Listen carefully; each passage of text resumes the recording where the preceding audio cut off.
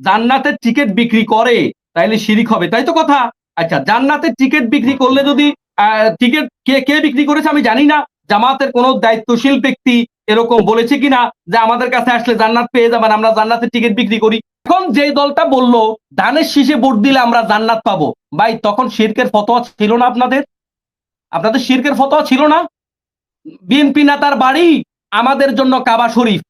তারপরে আমাদের এলাকার মনিরুল হক চৌধুরী বলেছে নির্বাচনের আগের দিন আগ পর্যন্ত আপনারা জামাতে নামাজ আদায় করবেন। এগুলা কি ধর্ম ব্যবসা না ভাই? তবে জামাতের দায়িত্বশীলটা টকশোতে এটা বলতে শুনেছি যে কোন ব্যক্তি যখন ভালো কাজ করবে সে যেমন ভালো কাজের সওয়াব পাবে, কেউ যখন ভালো কাজের সমর্থন করবে সেও ভালো কাজের সমান সওয়াব পাবে, কেউ যখন মন্দ কাজের সমর্থন করবে সে মন্দ কাজের সেই গুনাহটা সেই পাপটা ওই ব্যক্তি পেয়ে যাবে। এবং এ ব্যাপারে একটা হাদিস আছে রাসূলুল্লাহ সাল্লাল্লাহু আলাইহি ওয়াসাল্লামের, মান তাশাব্বাহা বিকওমিন ফাহুয়া মিনহুম, যে যার সাথে সম্পর্ক রাখবে সে তাদের অন্তর্ভুক্ত। এই সহযোগিতার ব্যাপারে অনেকগুলো হাদিস আছে। আচ্ছা, এখন কথা হলো এই জায়গায় জামাত ইসলামী একটা ইসলামী দল, আপনার মনেও নাও হতে পারে।